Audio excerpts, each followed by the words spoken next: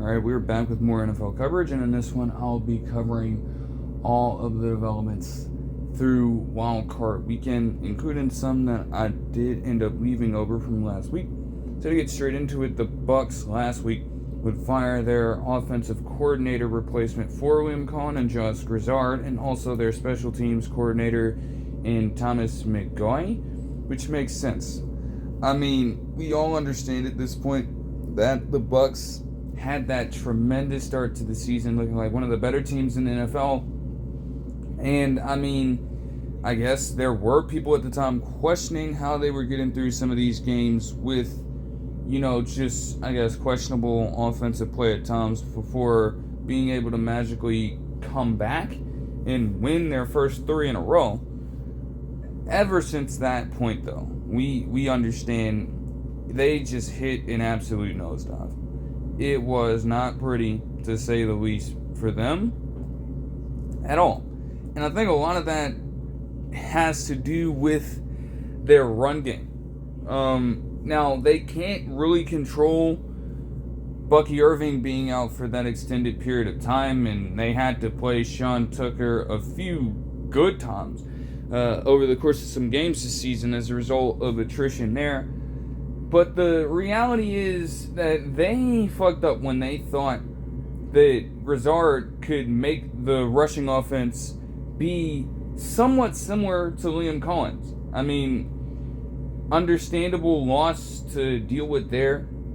In Liam Cohen, we saw how he was able to turn around the rushing attack in Jacksonville pretty much instantly. So you had to figure they were going to take a step back there, but for them to regress that much from being one of the top rushing offenses in the league last season to over that stretch probably being towards somewhere around the 7 worst teams in the NFL in terms of rushing offense, especially when it comes to efficiency. And I mean, when you look at their offense as a whole, they rounded out somewhere around 20th or lower in most metrics in terms of yards per game, rushing yards per game, passing yards per game, points per game, and so on and so forth.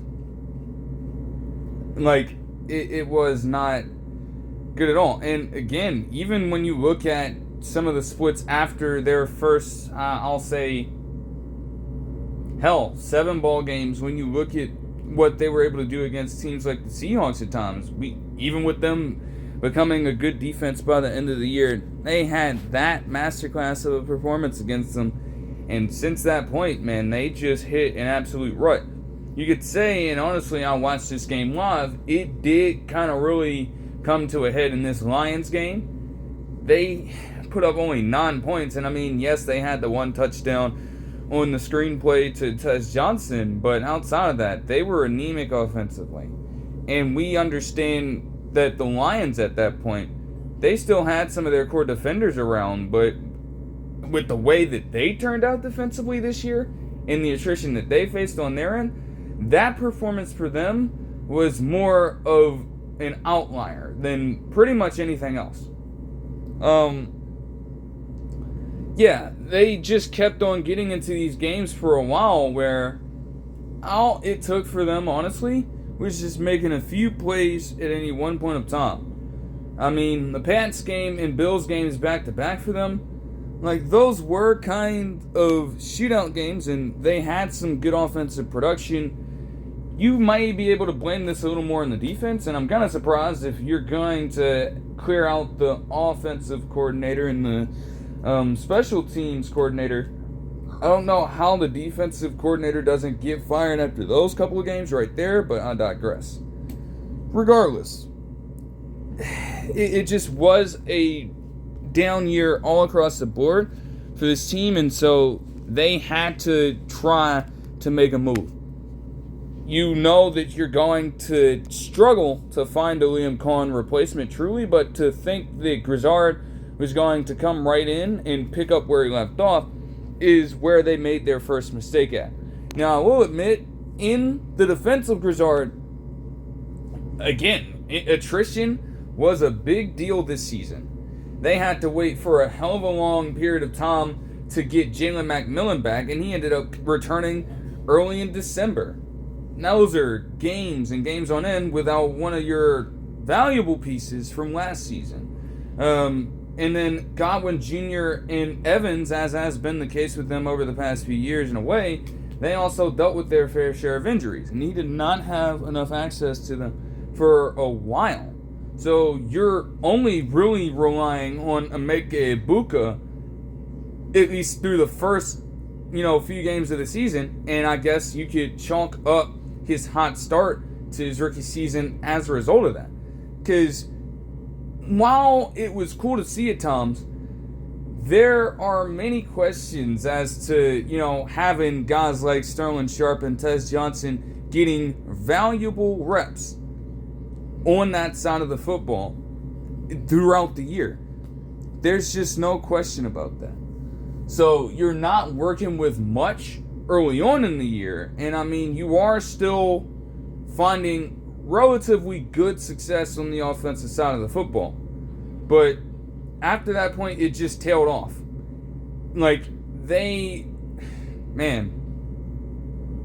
Just think about this.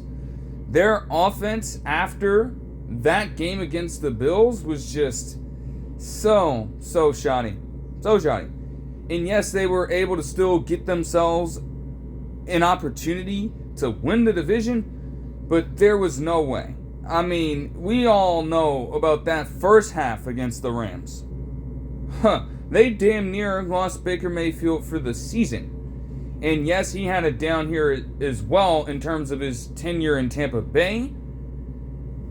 Some of the play calling throughout this time was just so damn easy to read for defenses that, especially when you look at it from the Rams standpoint, they were just able to feast on them pretty much all game long. And you just scrape by in the rest of these games.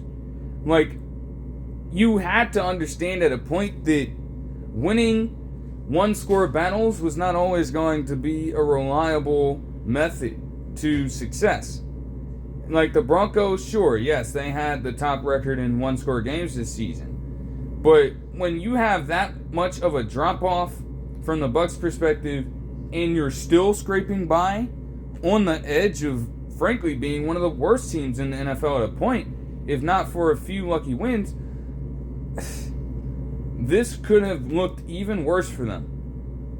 There's no reason, with the way that the Cardinals have been playing, or the way that the Saints have been playing throughout most of the season, even the Panthers to an extent, how exactly were all of those games somewhat close? Because you allowed them to linger in with poor offensive production. They could not move the ball down the field for drives on end. And when it came time for Baker Mayfield to step up and be the quarterback that he's been for this team over the past couple of seasons, I could not encapsulate that same kind of magic.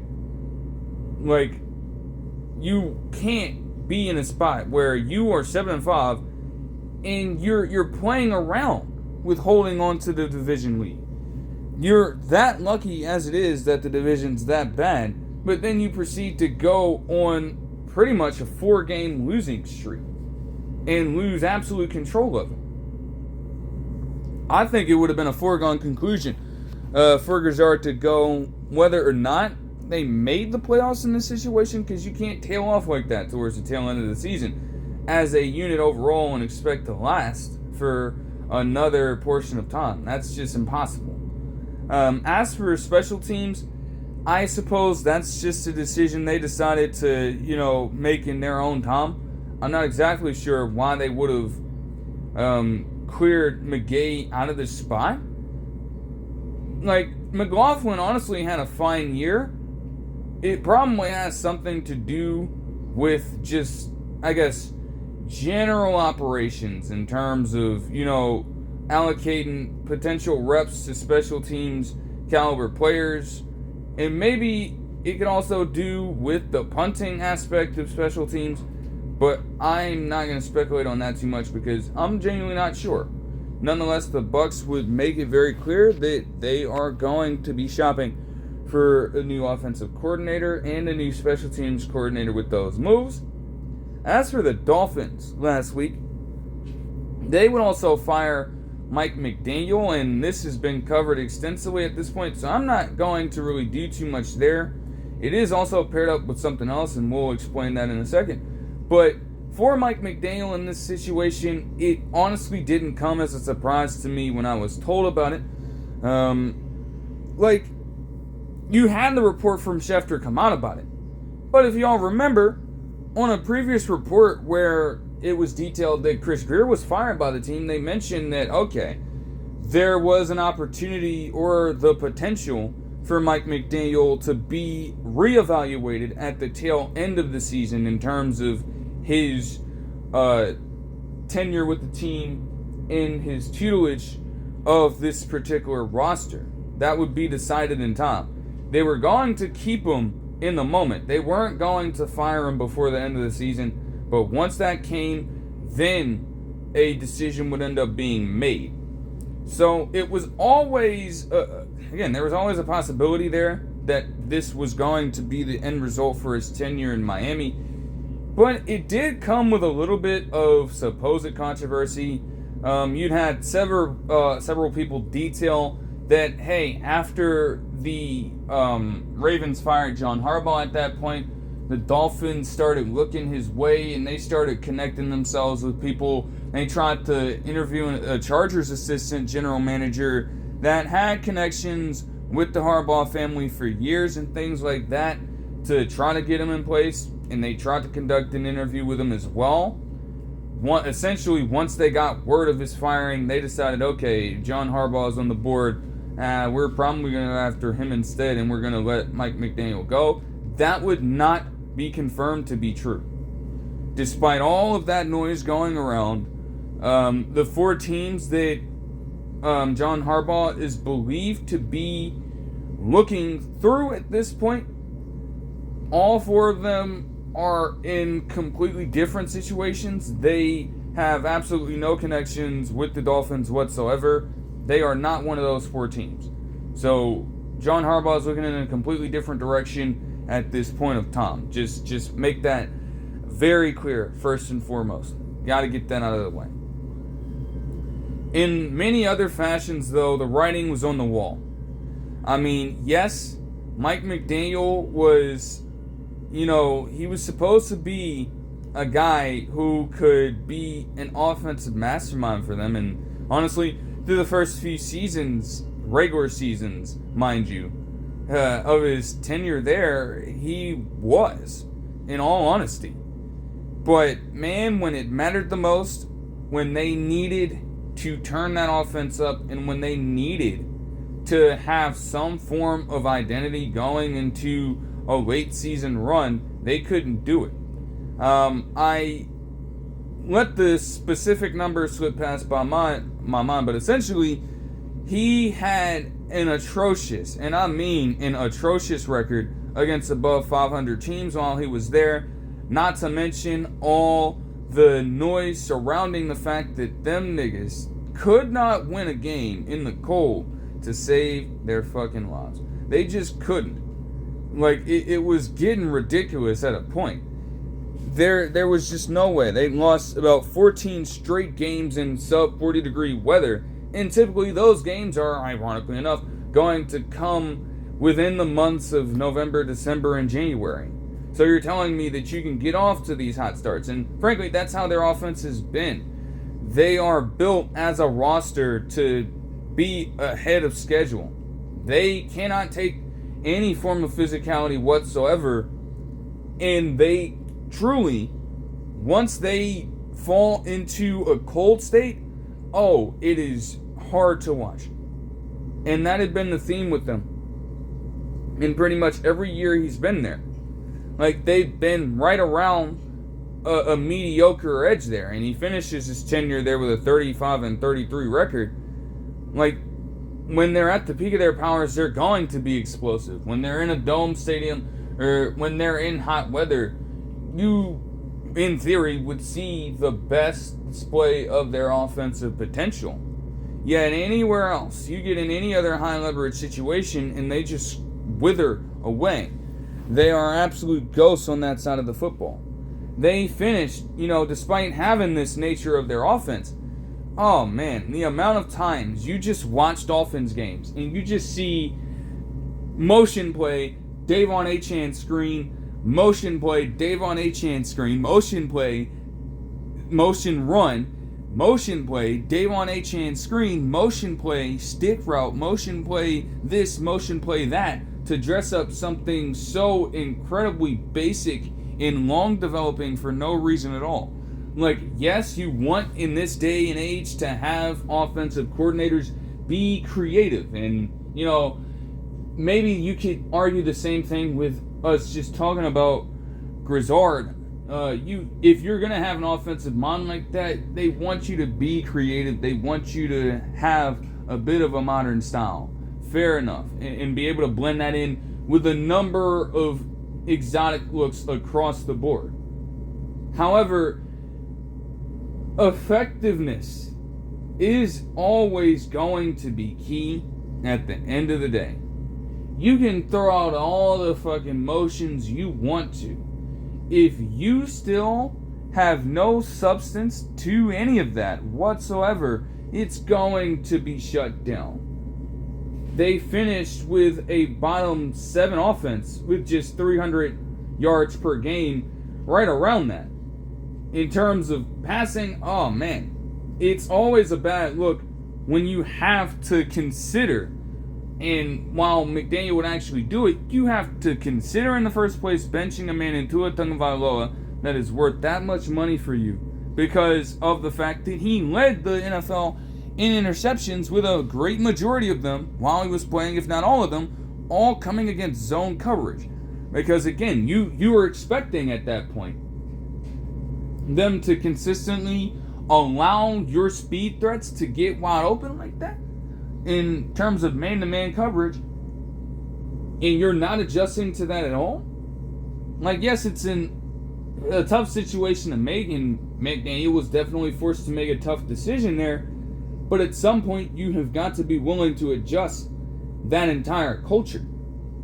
Like, I will say, in his defense, that front runner mentality of that football team is not something that can easily be solved by a single head coach or by a single member of the personnel, you know, when it comes to the coaching staff and everything like that. That is something that has to be fundamentally changed team-wide. And it could start in that area, but it's going to take a lot more than it. Nonetheless, no matter where you look at it, however, we're screaming about change and we're talking to the media about different things like that, and we're not seeing any results. I guess you could also say that it's a little bit revealing in Mike McDaniel's case that Tua Tagovailoa did decide to get a little catty this season with talking about different developments surrounding the roster and things like that. Things that might not have even been true, but were most certainly supposed to be kept private. That could definitely be a sign of him potentially, in a way, losing the locker room after a while. And yes, they were able to rally back, but keep in mind, even before we get to that late winning streak to somewhat save face, they started off 1-7 this season. And one of those wins came against the damn Jets. We understand what the Jets were this year. And that shit came on a Monday Night Football game where, honestly, neither team really had much of anything to lose. Although, unfortunately, they did lose Tyreek Hill in that game, which, again, also just completely kind of trapped their offensive, potential in a dungeon at that point, if you want to say it like that. I mean, dude, Tyreek Hill at that point, he had already been seeing a lot less activity his way before said injury. And, even still, even if he was there, the threat of his speed was enough at times to scare teams off of, accounting for other players on the field. And again, when they were at their explosive peak, they could capitalize off that. They could make Tyreek Hill the decoy, and they could get other people open underneath on different routes of that kind to make that offense flow. And Tyreek Hill would still be able to get his at a point, especially when you look at the 2023 season. But again, that slowed down with some of the wear and tear, with some of the general age that he's put on over the past few years. And an injury would be the death knell to all of that. Because, yes, Jalen Waddle is still a speed threat. You still have David Ezeiruaku out of the backfield. But with the way that you're calling these things, as a coach, they aren't going to strike fear in the hearts of anybody. Like, it was literally just the same thing every time. RPO plays, slant route, screen pass to Achane out of the backfield, just unexplainably, for no reason. They could dress it up in a number of different ways if they wanted to. Hell, they had like a quad of blockers in like a diamond formation, with Davon Achane being the fourth man involved in that, and you still understand that turns somehow, some way into a screen pass. It just got very easy to figure this offense out. And once that happens, there isn't really much that you can do, no matter how hard you try, until you, again, try to change something of some sort in terms of how you're operating the game. And I guess at a point, McDaniel just wouldn't. Like, you saw flashes of hope from Ewers potentially, but not enough to really save his job in this situation. And I mean, hey man, there was also something that came out mentioning that Tua Tagovailoa essentially stated it would be dope, quote unquote, to play pretty much anywhere, which again is just oof. The connection that those two have had since he'd been in the NFL as a head coach, specifically with this team, was definitely unbreakable for a while. And again, throughout the entire year, that had been tested. It just deteriorated week to week to week to week. And it culminated in your franchise guy, who you still have questions about, saying that about your head coach. Not a good sign at all. So again, it was a foregone conclusion for Mike McDaniel to be in this spot. Again, just not enough success to really warrant all the noise. Not enough success. You can't constantly keep getting away, like, no matter what it is, and every single year may not be on him, but at a point, you get 4 straight seasons of essentially not competing for the playoffs, or not being a potential Super Bowl contender, with that being the expectation. Like, even when they made the playoffs, they went 0-2. Like, you mean to tell me that every single year, in and out, you don't have this team built to break through that boundary at the tail end of the season? That's the only way you're going to be able to start making progress in the playoffs and potentially making Super Bowl appearances, is by getting over that hump. And you weren't able to in the first 4 years. We have a ton of other players here to invest in when looking at Waddle, when looking at Achane. Like, those guys are dynamic players, and we can't keep on repeating the same cycle on a year-to-year basis. We have to maximize the potential of this team. And it felt like with McDaniel, from their standpoint, the ceiling was always going to be this. A team that could be exciting to watch, but not really provide anything for you of true value. Just all the different highlight plays, all the different, leads to take early in games to be front runners, and nothing more than that. You can't, again, battle in terms of a physical way with this team, because they are always going to lose that matchup. You don't have them ready for postseason football ever if you do get there. And above all else, the culture as well just needed a change. Like, if that's what we're settling for overall, we are definitely not headed in a good direction. We're headed in no direction. The Dolphins had some decent draft capital for a while, but with these finishes, you're not even really getting high enough draft picks at this point to acquire even more talent, although again, you have hit with some guys like Achane, for example, in terms of those selections, but you're also not good enough to truly be respected as one of the better teams in the NFL, as a potential contender at all. And we're 4 seasons in, and you were hyped up like crazy as a head coaching candidate in 2022. We've seen virtually no change. So we can't allow that to be the case anymore. And that is why they would end up making their decision. However, that wouldn't be the only thing for the Dolphins, as they would also decide last week to make a change, a true change at the general manager position, by hiring Jon-Eric Sullivan from the Packers. I've been reading a few different things about that, and essentially with him, according to multiple articles, he had been with them for the past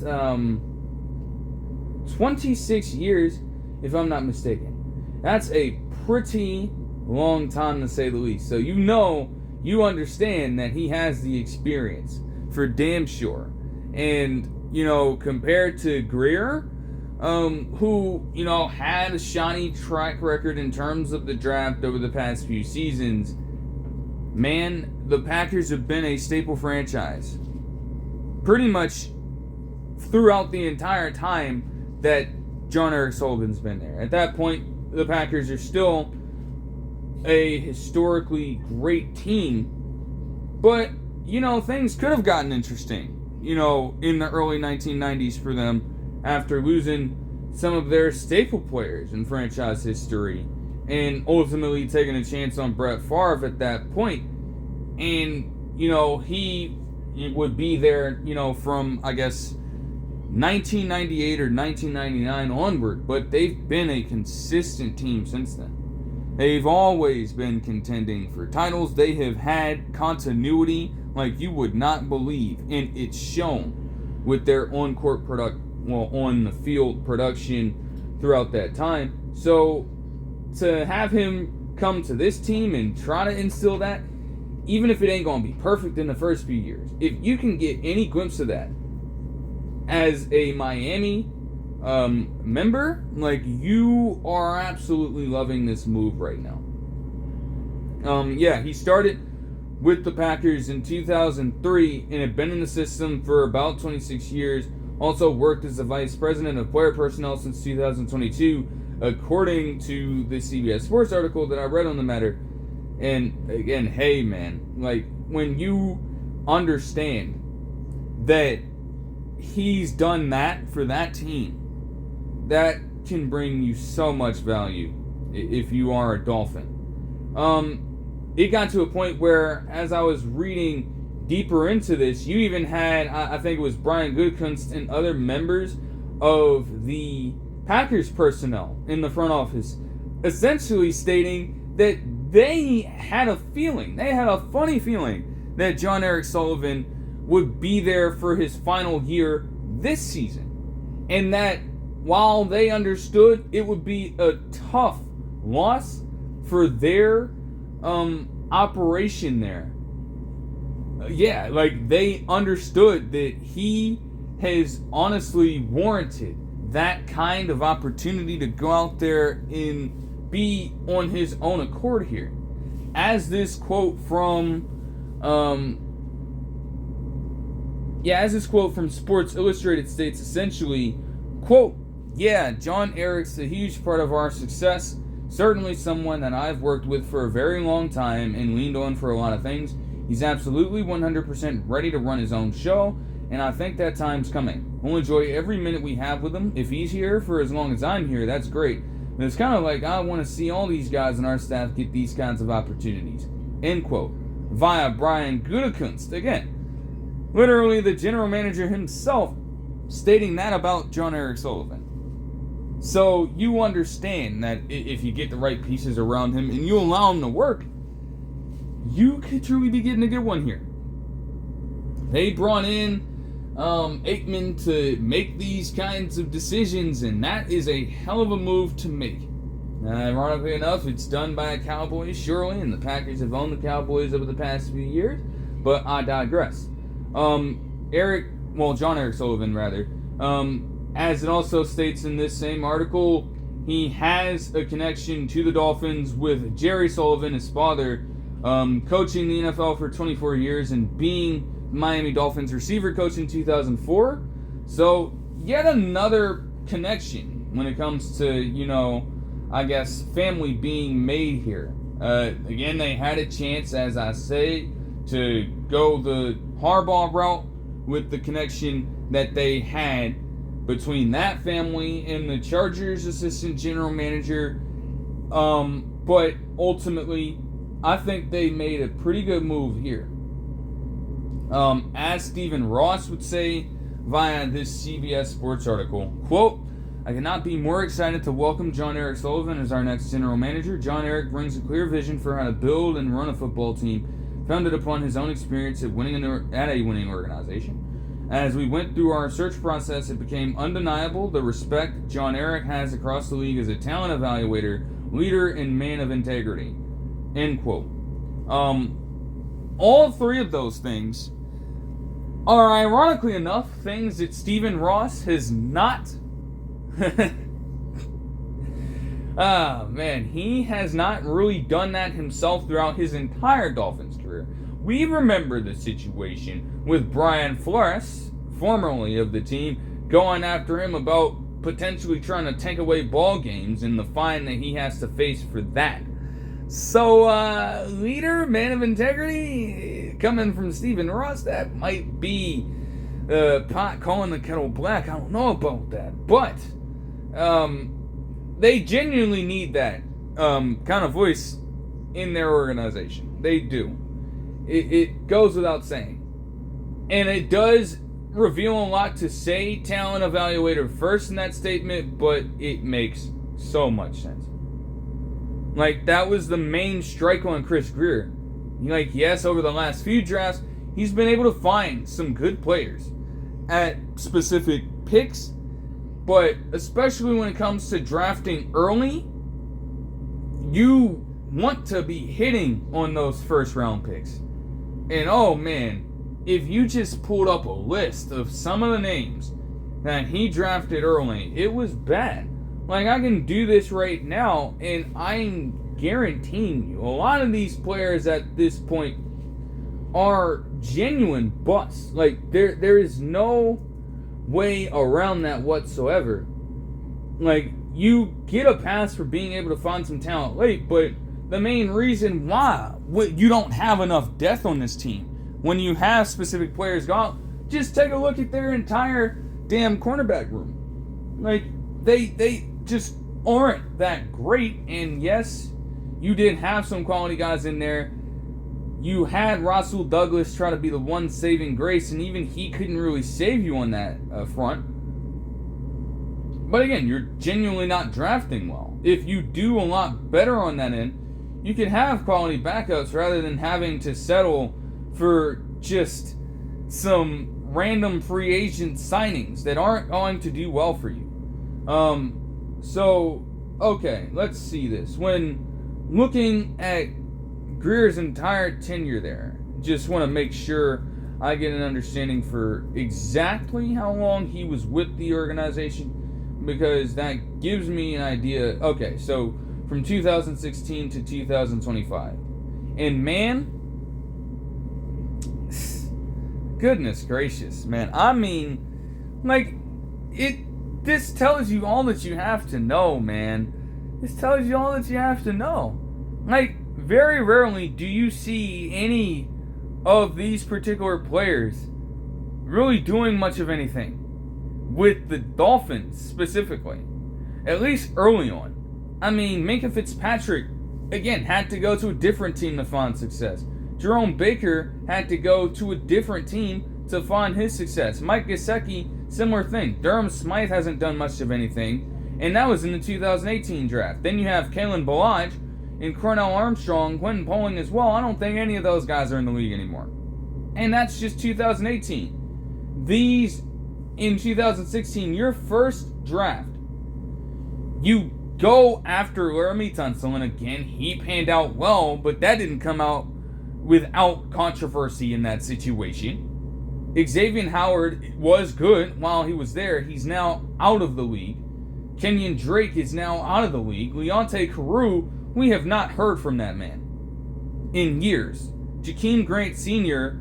found somewhat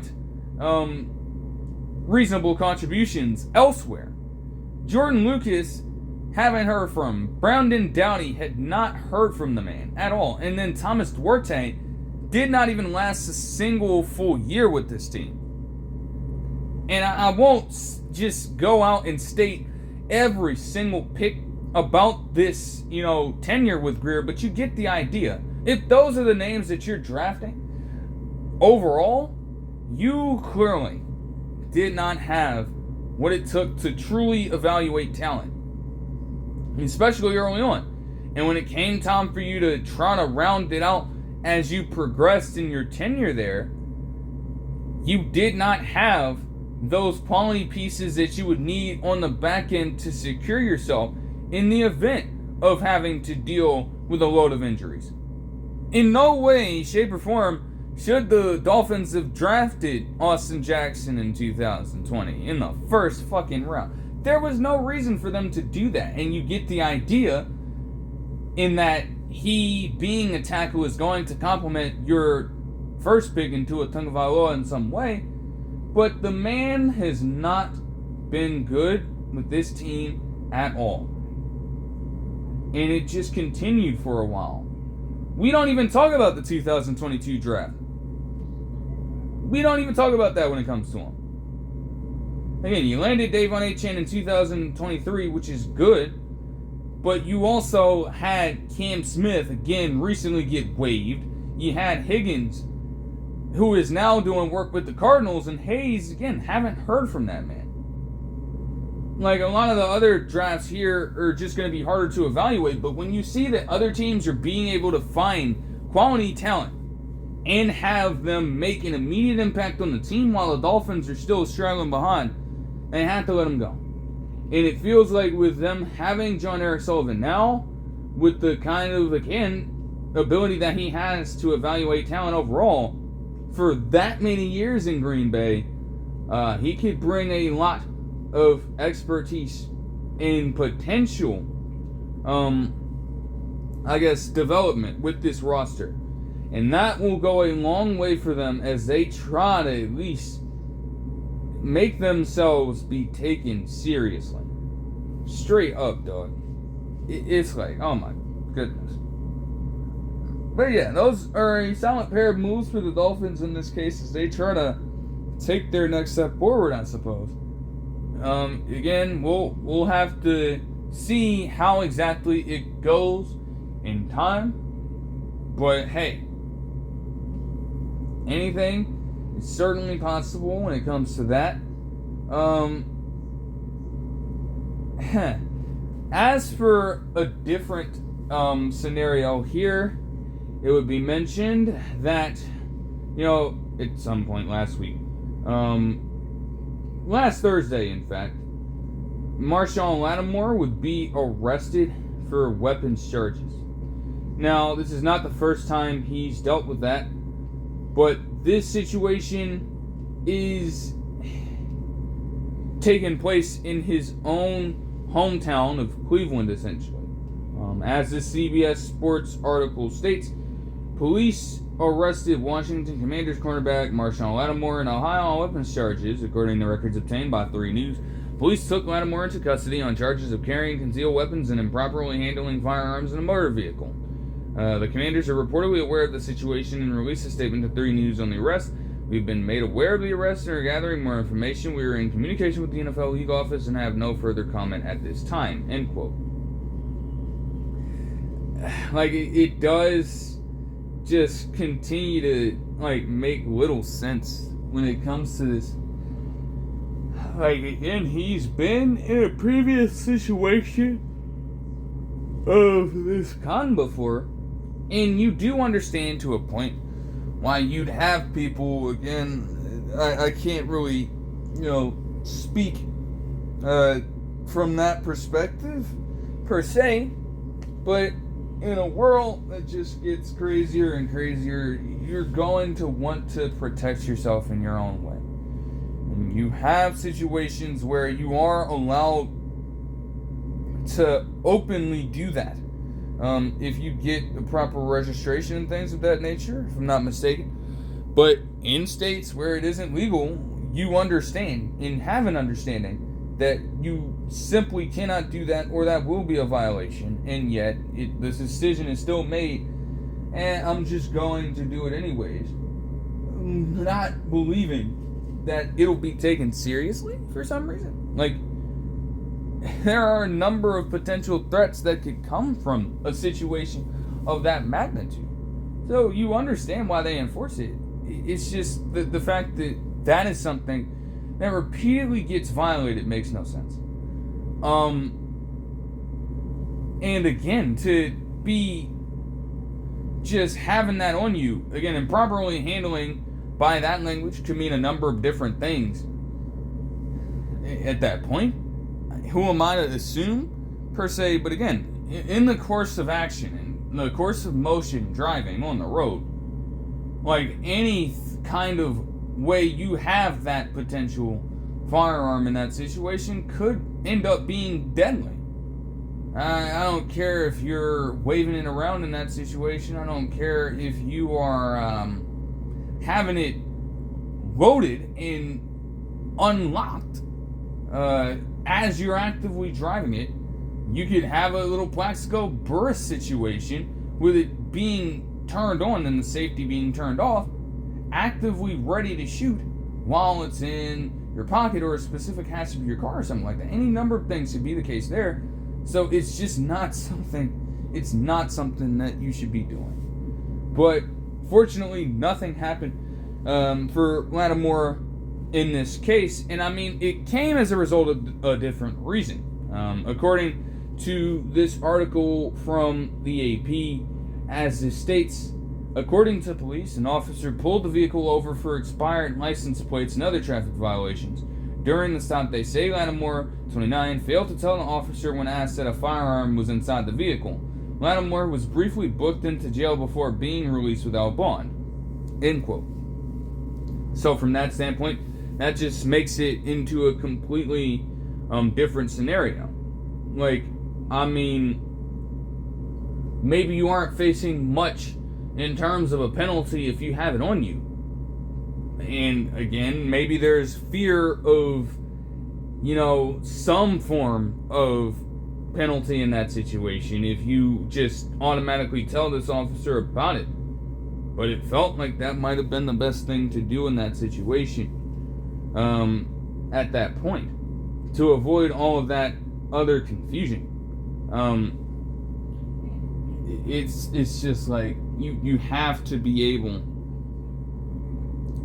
to just be a lot wiser in that situation. Again, if you're going to protect yourself, it is what it is. But again, to do so illegally in an area where you have an understanding, if it's your hometown, you have an idea of the restrictions or lack thereof, potentially in this case, that they may or may not have. And there's got to be a general awareness of that at that point. You're entitled to do whatever it is that you will do, but there are going to be consequences in that situation, because you just can't have a scenario, no matter if you're an athlete or not, where you have people just walking around like that just because. It can't happen. So it's unfortunate for Lattimore, and I think at this point he has already been relieved of this situation entirely. I'm sure he's still going to have to do a few things on the side as a result of the arrest. But in terms of the general situation, again, thank goodness nobody else got affected by it, and he may be largely fine after that point. But I suppose we will see. There could be updates on it as well, so it's probably something worth continuing to look into if need be. In other news for the Commanders, they would make an interesting hire by selecting David Blough as their new offensive coordinator. Recently, as I've already mentioned in a previous recap, they parted ways rather, and Cliff Kingsbury wanted to explore other options. So he was removed from his post at the offensive coordinator position for that team, and in his place, they signed a man in David Blough who had recently been playing in the NFL. I guess he retired in 2023, and since then, he has been with the Commanders organization as an assistant quarterbacks coach. He joined them in 2024, and as this quote from Bleacher Report states, he's been working with Jaden Daniels as part of the staff for the last 2 years. As the CBS sports article I read about it puts it as well, it's a pretty meteoric rise to a offensive coordinator position just flat out. Like, it's crazy.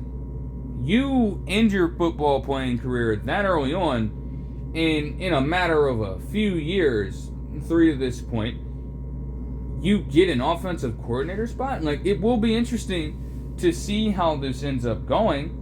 I have no idea what his scheme is going to look like, and that's where, if you're a Commanders fan in this scenario, you're thinking it can't get much worse than how it was last year between that slip and that overall regression, along with the amount of injuries and just self-inflicted wounds that they suffered, man. So I from that standpoint, I do get it, but at the same time, there could be a little bit of caution with this, because you genuinely do not know.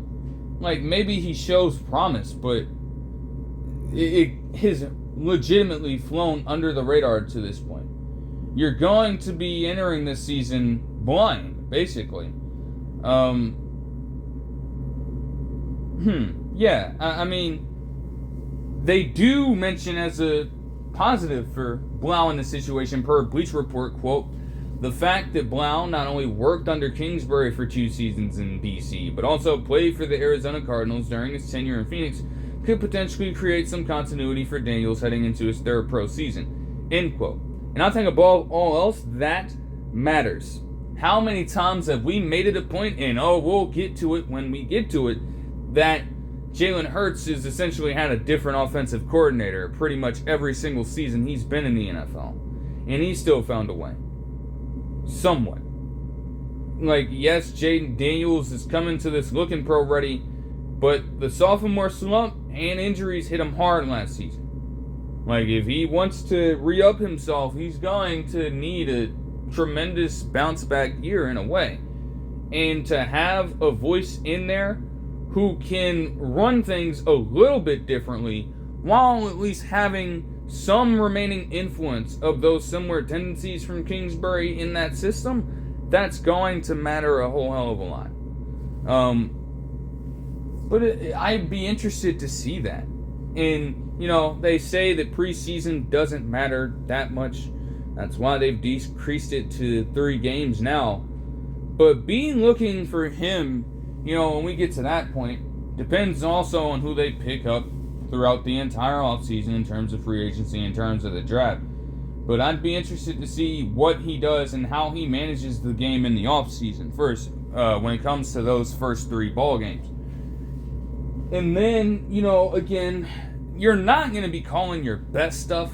You're probably going to be saving that for the starting roster, the 53-man roster. You ain't going to be pulling out all the crazy stops like that in the damn preseason. I don't expect that. But at least something to, I guess, not inspire, but instill some kind of faith in what the Commanders are doing right now in terms of how he runs this system would help. Truly. As this quote from CBS Sports states, quote, dating back to his time with the Atlanta Falcons, Quinn has a long history with letting talented assistants like Matt LaFleur and Mike McDaniel go to other teams. This time he keeps Blough, who seems to be a rising star in the coaching world, end quote. That is pretty revealing as well. If you're looking at it from Dan Quinn's perspective, you never make that kind of move if you're him, and we've understood that for a while now. Yet you are willing to retain his services and take a chance on a man who has started to carve out his own path as a coaching member in the NFL. Like, it'll be intriguing to say the least. And I can't really grade the move because I don't know. Rarely do you see this kind of thing happen.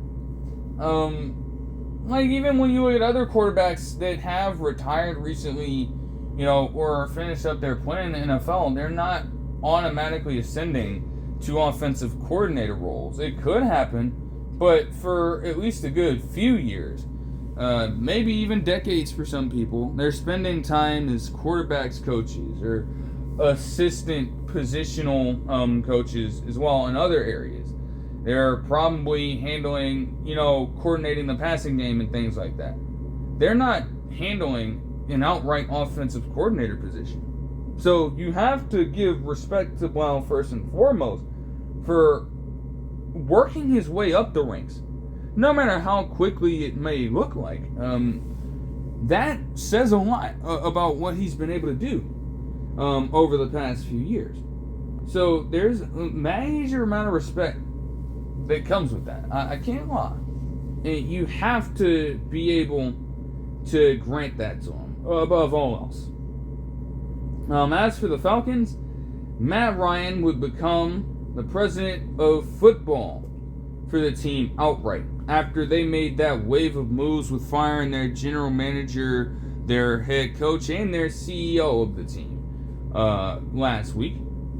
As this quote states from CBS Sports, Falcons owner Arthur Blank named Ryan to the post Saturday in what had been a move widely expected around the league for more than a week. Ryan, who has spent the past 3 seasons as an NFL analyst for CBS Sports, will be considered the primary football executive with the Falcons, a designation usually granted to a person holding the general manager title. Atlanta will now embark on its dual searches for a new head coach and general manager. End quote. And hey, what a way to do it. Like, a lot of these different quotes across the articles that I've read have stated how much respect Matt Ryan has gotten from members in that Atlanta organization and just generally members in the profession overall. So to have that rumor come out initially, because it was rumored, it wasn't confirmed first, but it felt like as the days went on and on and on, you just had a feeling that that was coming. And to put your trust in a guy who is quite literally, depending on who you ask, and maybe even other players who might be considered as better in franchise history could go out on a limb and say that this man, Matt Ryan, was the best player in Falcons franchise history, especially over the last, couple decades and some change.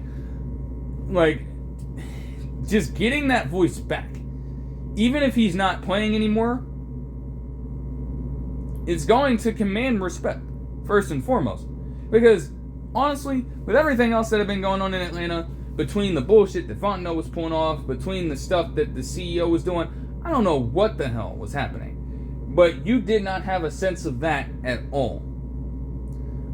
As this quote from CBS Sports states as well, quote, when it comes to them dealing with finding a general manager and a head coach, the Falcons interviewed 4 other candidates for the president of football position: Carolina's Brant Tillis, Detroit's Mike Disner, San Francisco's Josh Williams, and Chicago's Ian Cunningham. All 4 men are now theoretically candidates for the GM role under Ryan. End quote. They went through a number of different technicalities with these specific people. And essentially, when it comes to them, the Panthers being eliminated from the playoffs now, they can now, at this point, as of the recording of this interview, go out and interview the Panthers GM in, I believe, Brant Tillis. They still have to wait on doing so for Josh Williams and Ian Cunningham, those specific candidates for the president of football position. because of the fact that their postseasons are still going on right now. And they have to and should be focusing on those things specifically. If only the NCAA decided to have the transfer portal window take place at a point of time that doesn't conflict with the fucking college football playoff. That's how you do it. But I digress. In Detroit, they've already gone underway with that because Detroit did not make the playoffs at all. So I guess there will have to be a follow-up there in terms of who they select for that specific position within the team. However, it's just a strong move for them to make, man. I mean, it's truly a full circle moment. You know, Matt Ryan, I ain't gonna do that to the man. He was drafted there, as he said in a statement, as he was leaving CBS and entering this role. 20 years ago, he was drafted in 2006. Went on to have that historic career with the franchise, even though you would have wanted it to end with way more success in terms of championships, especially with that damn 28-3 lead in Super Bowl 51. I still don't think that is something that he can come back from. But nevertheless, using all that experience and having an understanding of the way the game works from potentially one of the most important positions on the field, like bringing that to a potential front office role in some way is going to do wonders for this team if they handle it right. They can't possibly fuck this up, right? They'll be looking to win, essentially, or at least make a playoff appearance within the first time or so in the last decade. And again, as they mentioned here, as I've stated, when talking about the Ryan Morris situation, they didn't even log a 500 record since 2017. So some gotta give at some point,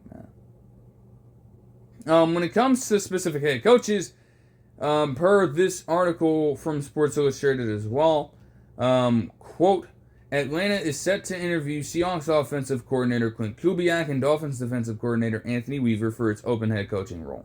End quote. Which makes a lot of sense. Like Anthony Weaver at that point, like, say what you want about the Dolphins defense overall, Anthony Weaver's generally been a good candidate for a while.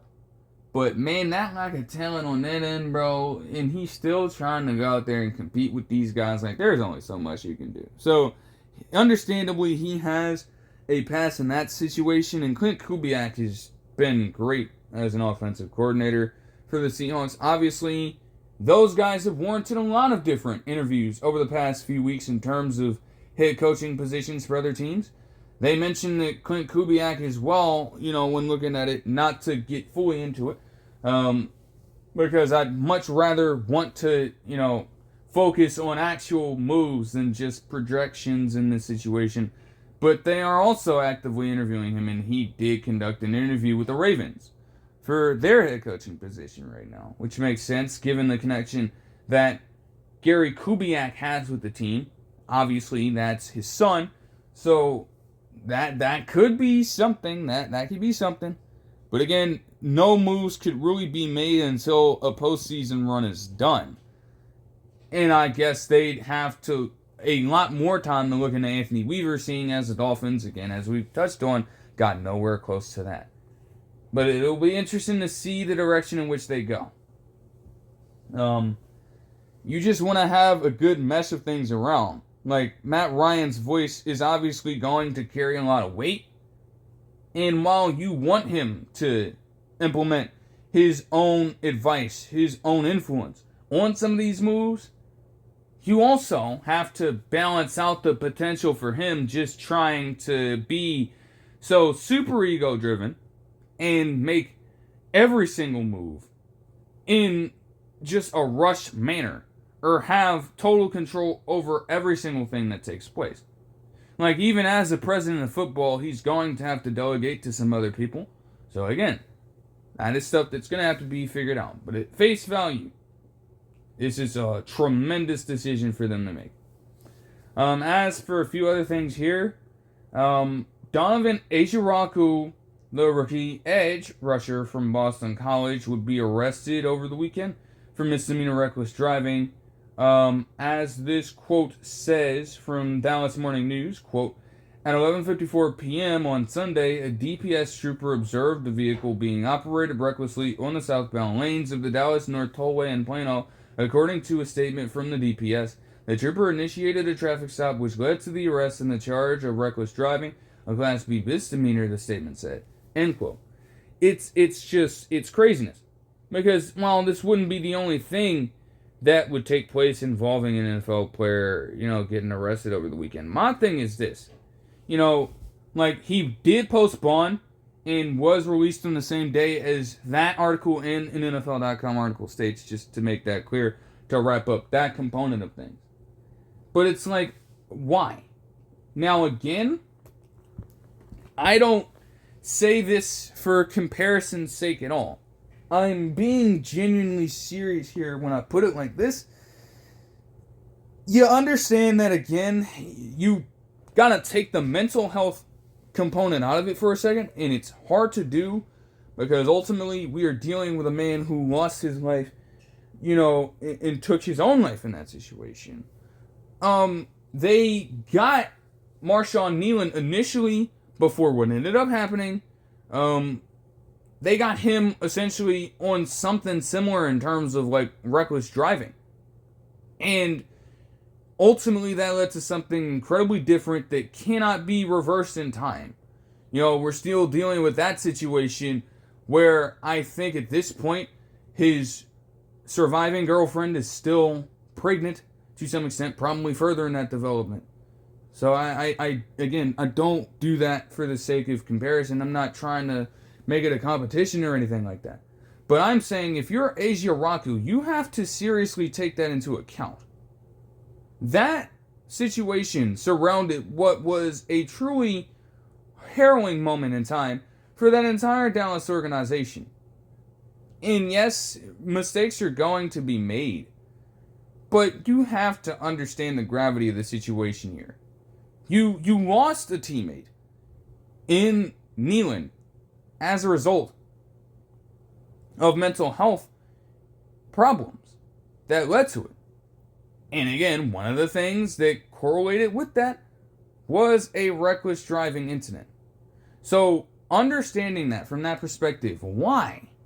Even if, again, you're not thinking much of it in that situation because you may be trying to do a number of different things in that moment that, you're not really consciously thinking of the matter. But it's like, dude, you understand the severity that situation had, and you're making the decision to go out and conduct yourself on the road that way, understanding what literally happened around to that point 2 months ago. Like, that seems just irresponsible. I can't say that, Ezeiruaku's a bad person. Again, it could genuinely be a terrible mistake on his front. And I mean, they did release him on the same day. It ended up being a misdemeanor.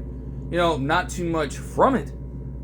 So, again, it did not at that point end up affecting anybody. But I'm just saying, you have to be aware of that consciously in the back of your mind in some way. Because that ended up being the case for a person that ended up losing their life, who you've been suiting up with to begin the regular season. You have to just continue to conduct yourself wisely off of it. That doesn't just change because the season's over. I just don't get that component of it.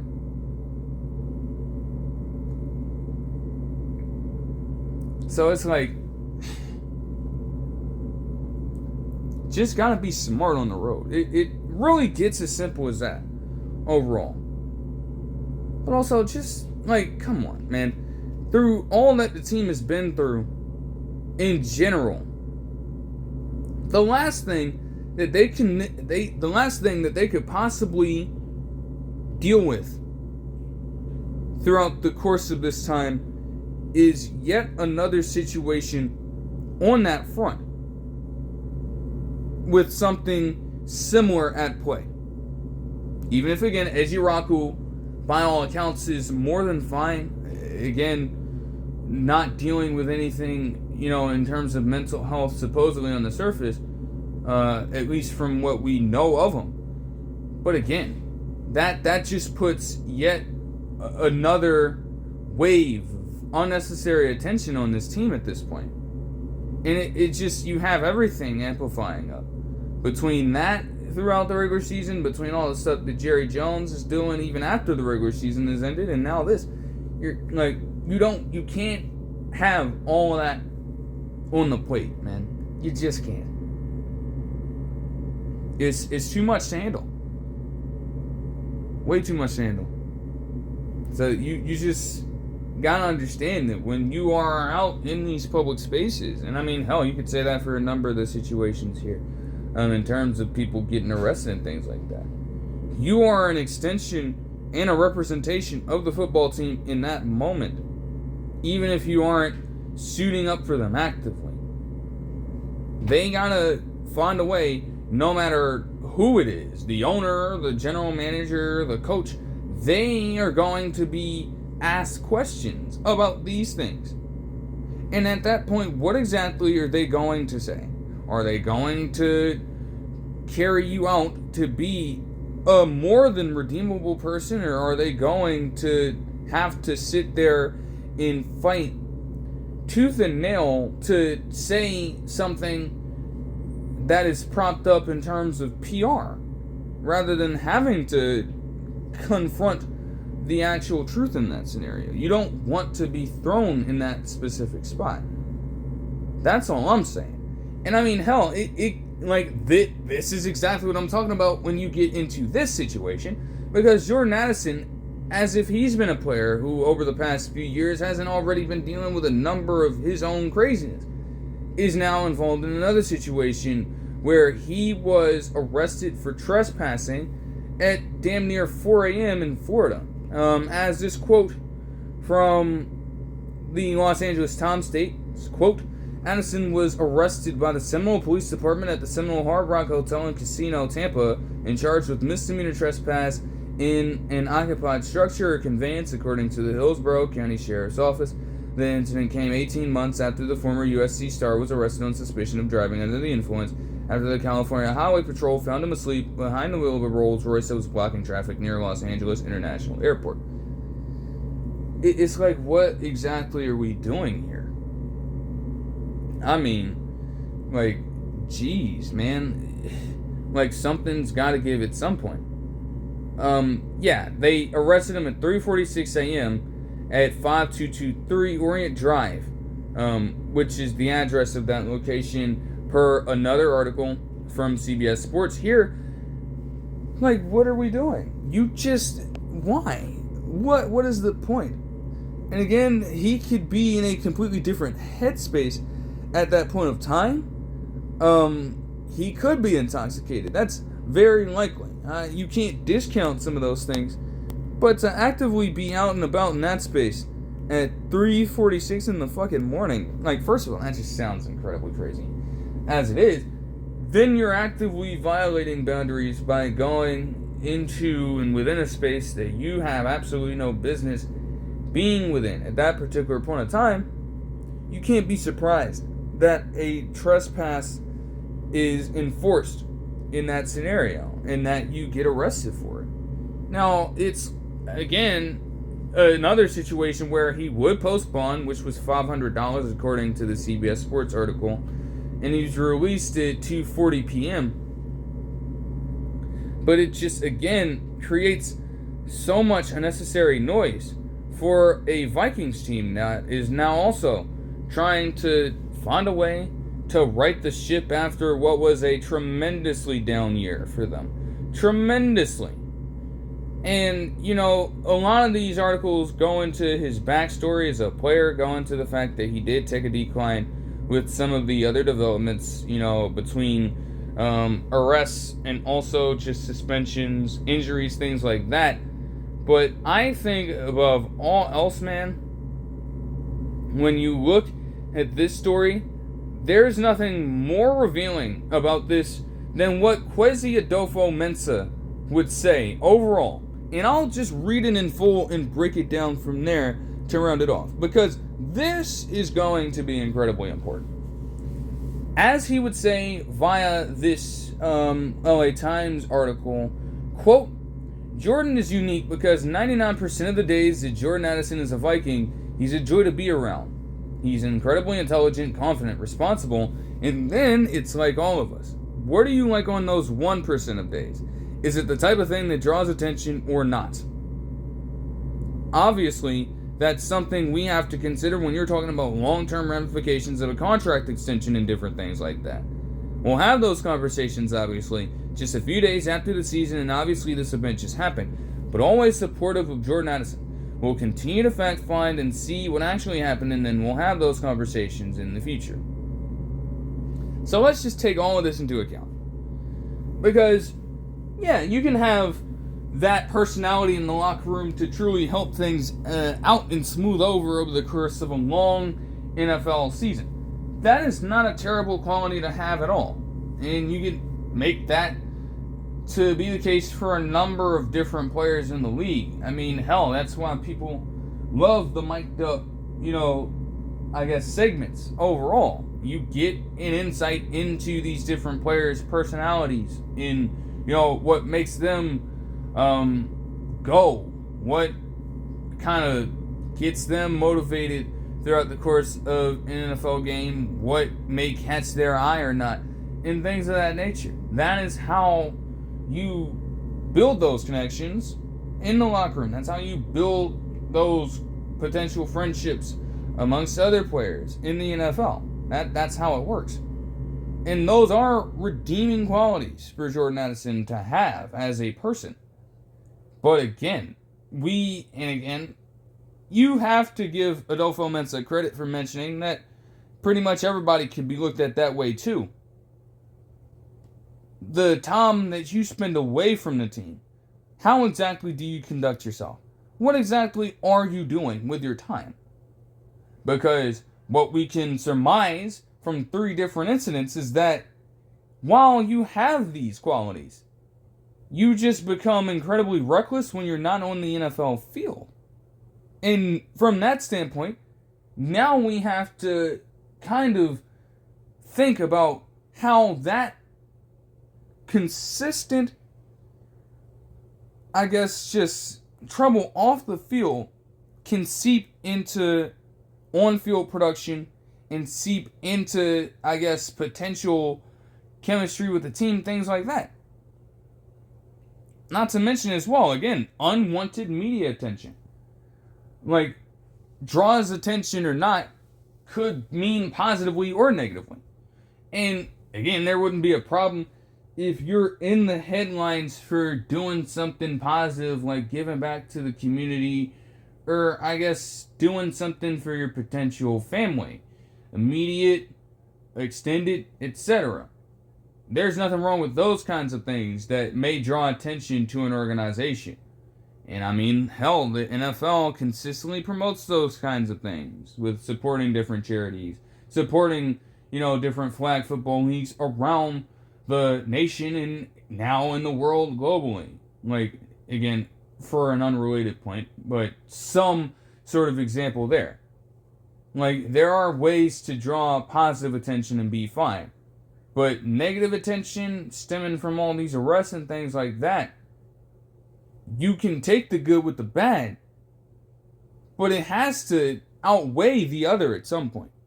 We can't be having a situation where every single year at this point, it feels like you're getting yourself into something when you're not playing. Because ultimately, you keep on repeating those actions over and over and over again, even without anybody being really hurt in these situations at all. And you could chalk that up to being an absolute miracle, especially when you consider that one of these incidents saw him driving over 140 miles per hour in a 55 mile per hour zone. Just to, at that point, as people were saying, get his dog to go to the veterinarian. Like, you have to, at some point, man, be able to evaluate yourself and understand that that is just not going to be good for business overall. You know, when you look at the second part of that quote, that tells you everything you need to know. And Jordan Addison, by this point, they have a lot of things to consider. You know, seeing as he is going to be going on year 4, pretty much. They could pick up his 5th year. They could pick up his 5th year option. They could sign him to an extension right now. They have got to, you know, look at a number of different factors here. And this is certainly going to be something, as Adolfo Mensa is saying, this is certainly going to be a thing that they take into consideration. Thing is, again, are they going to take your locker room personality into account? Are they going to take your on-field production into account as well? And will those things be able to overrule all of that off the field? Again, for now, maybe it could happen. And again, Adolfo Mensa himself, by stating this, you know, these aren't conversations that are going to be occurring immediately.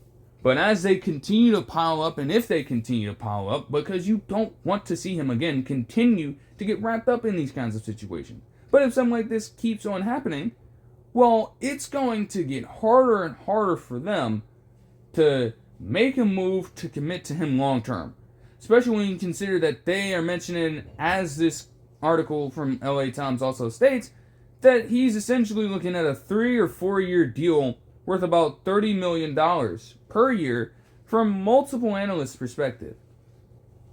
And Justin Jefferson, you know, is getting around 35 per year with his current contract extension. It makes sense with Addison being a very good number 2 alongside him. But if we're going to have all these uncertainties in other places, man, we could not possibly excuse investing in you long term. It's as simple as that. Man. Alright. Let me see. Okay. The Chargers would fire Greg Roman after the loss to the Patriots in the wild card round game on Sunday night. Is about fucking time. Why the hell did they think that this man... Like, I don't care if he has a connection with Harbaugh. Fine, fuck it. I don't care. What made them think he was going to do a great job as an offensive coordinator in this situation? I just... like, I don't understand, man. I don't get it. It makes no sense. It makes no sense. Like, yes, the Chargers offense, it was chaos for them overall. Between the fact that they... again, had to deal with those injuries on the offensive line alone and that general regression from last season. But even when you look at last season, you understand that this man, Justin Herbert, despite having a good year, was relatively passive as a throwing threat from the quarterback position. They were not asking that man to stretch the ball down the field like that, even though he obviously can do it as one of the better arm talents in the NFL. And you were just having him run such a conservative system that by the time you got into the playoffs, when the time came for Herbert to elevate his play, he absolutely could not whatsoever. And again, ultimately something like that comes down to execution. But Greg Roman, when you saw what he did, or didn't do, I should say, with the Ravens, you evaluate his entire time there. And you understand that the idea for them was to run the hell out of the ball and have a spread style offense At that point, you tried to do a similar thing in Los Angeles, thinking that Justin Herbert is a similar player to Lamar Jackson. I don't know why he carried that mindset over. That's what it felt like to me. And that obviously hurt tremendously. And they took a massive step back this season. Their rushing game wasn't even that dominant, per se. And yes, it did not help that they didn't have Amari and Hampton for a while. In the games that he did perform in, he played okay, but not enough for them to really warrant their offense being conducted in that fashion. And you look at that game last week against the Patriots in the wild card, and you saw every single limit within that offensive system on full display on national television, essentially, for the entire world in a way to see. The Chargers could not overcome having something like that going down. They just couldn't. Like, they were barely able to run the ball. And again, one of their better runs on the day literally came off of a Marcus Jones sack fumble falling into Kimani Vidal's hands. That's how atrocious it was on that front. Then all these different short passes and things like that are setting up so horribly to where you have some of the same problems that were, flaring up in Baltimore with receivers running in the same spots on the field with just unconventional route stems taking place and leading to some very weird throws on that front. Like, you can't constantly keep getting away with this, bro. Like, I just don't know how he keeps getting hired as an offensive coordinator. That's my thing. Why the fuck are you still taking a chance on this nigga? That's my question, man. Like, get real with yourself. Have we not already understood the point that Roman is a dinosaur in that realm? Like, rarely will you hear me come out and say that about a figure in any sort of way. But, I mean, in a similar way, when you talk about, traditional centers and things like that, to his detriment, Roman is going to always be more of a traditional mind at the offensive coordinator spot. And again, in a day and age where you are trying to be as innovative as possible and also effective, you're getting neither from Greg Roman at that point. Like, at the very least, if you're going to run a traditional style offense, you better be damn sure that you have the tools you need to completely overpower everybody else. And instead, they got punked. They got fucking punked in that game. They'd gotten punked for a majority of the season. Even with some of the games that they won, they were just scraping by to get into the playoffs in a way. In some of their losses, I mean, damn. Like, I think one of the more revealing ones, you let the Jags, again, great defense, beat the shit out of them. You let the Colts, didn't really finish with a great overall defense this season. They spotted them about a 20 plus point lead in that damn game and ultimately lost 38-24. So you're getting yourself in a situation where offensively you're kind of leaning in a way on your defense to get stops, and for a while they could get away with that earlier on in the season because the defense was honestly looking like the best in the NFL. And while they still finished out on a solid note, they played tremendous in that game. And they bought the offense multiple opportunities to make something happen. But again, you just had to find yourself in situations repeatedly where you had to go toe-to-toe in terms of offensive output with other football teams. And they simply were not able to. And as a result, the Chargers met their early exit to the season. I would be interested to see who they hire next for their offensive coordinator. But again, Greg Roman, he had to go. And seriously, again, stop thinking that the man can finally turn it around. Like, he's not changing up his scheme. he's been unwilling to. I don't know why teams think that he's all of a sudden, just because he gets hired to a different system, that it's going to see a major shift in what he's always done. And what he's always done has very little place in the NFL at this point of time. So it made sense. As for the Eagles, also making sense. Per Adam Schefter and other sources, they would fire Kevin Patullo. A number of people have been calling for it and just saying some of the crazy stuff about Kevin Patullo. They literally made a fucking page dedicated to having his ass get the fuck out of there. That's how crazy this was. But it makes sense, honestly, with some of the stuff that I've already said. Like, it goes without saying. When you think about it from the standpoint of just having such a lackluster offense. And I will say, there's not really an excuse for this one at all you can make. Like, attrition doesn't really apply here. You know, aside from a few offensive line combinations having to rotate around with the absence of Lane Johnson and even Cam Jurgens for a few games, offense was mostly healthy this season. You brought back, relatively on that side of the ball, the same core, and you could not, for games on end. Like, oh man. Just terrible. Just terrible. I mean, man, off the dome.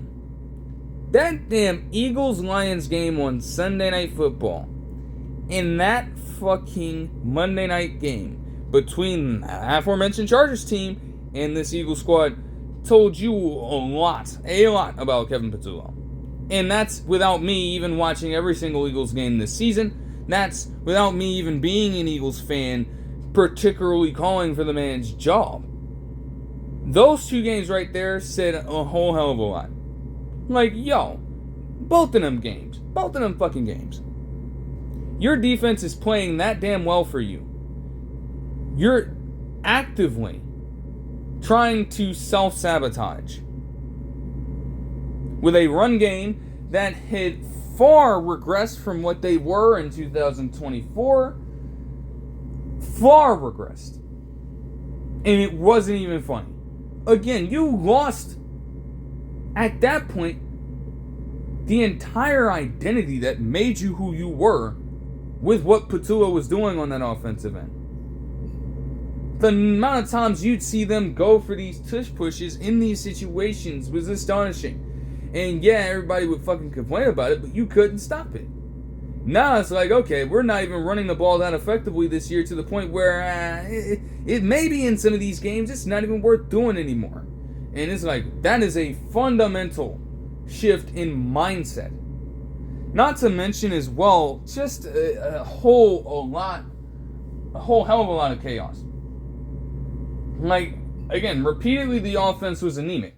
But hey, it's like, if the rushing game isn't particularly going well, we are going to, in theory, want to spread the ball out to our wide receiver threats.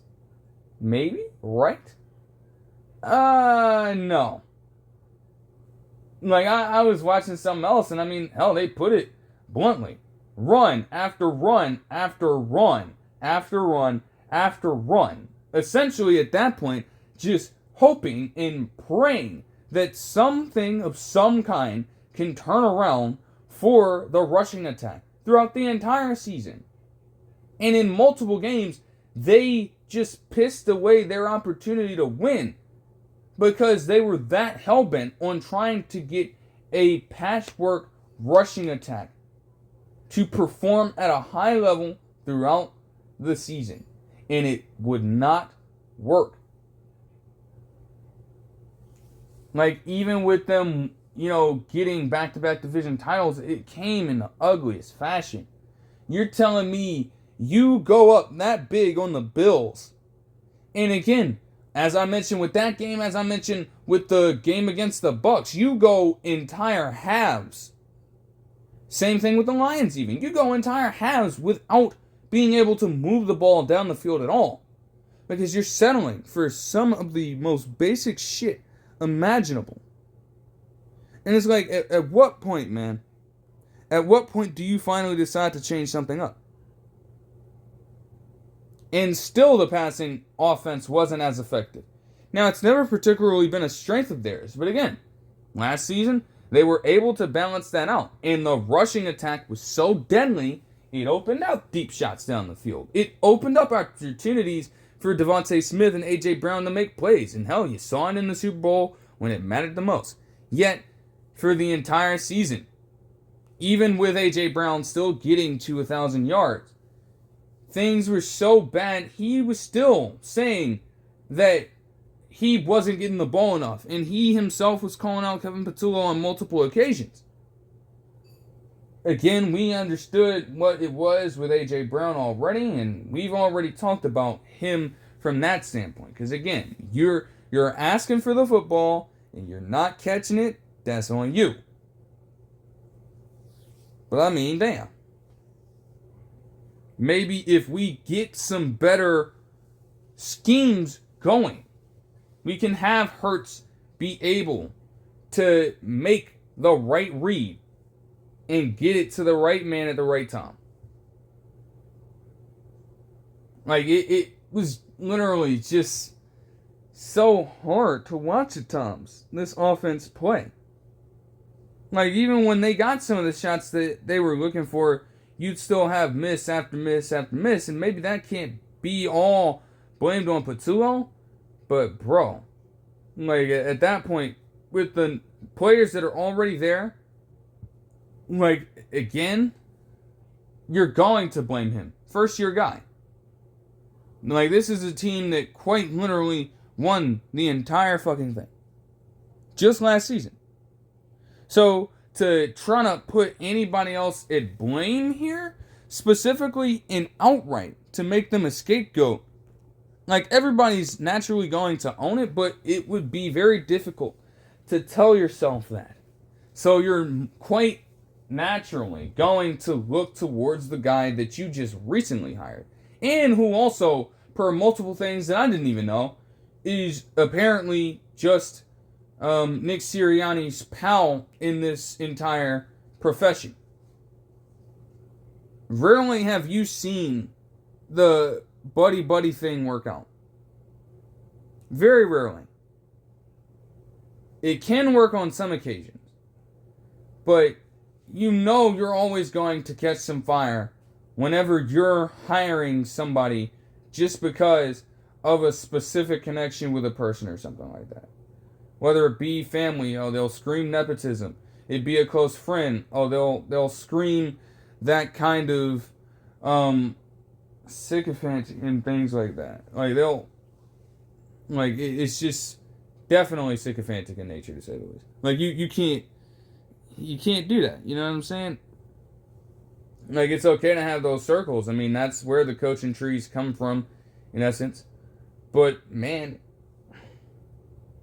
I am not sure even of whether or not Patullo even had prior experience with handling this kind of role in other realms. And to just make that decision in a split second, without hesitation, to promote someone who you just know well enough. Not on the merits of them actually being able to do their fucking jobs. It's crazy. And I mean, after a while, like, even with that going down, we saw teams get desperate. As I mentioned, when the Commanders and Lions, you know, I guess Commanders parted ways with, they flat out fired Joe Wood Jr., rather. And you had the Lions also fire John Morton.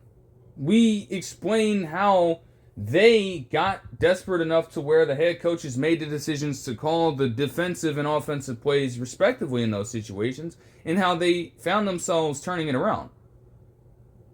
I don't think that Sirianni's ever really been a strong play caller of sorts, but even then, he did not at any one point of time think to himself that, you know what, we're dropping too many ball games here.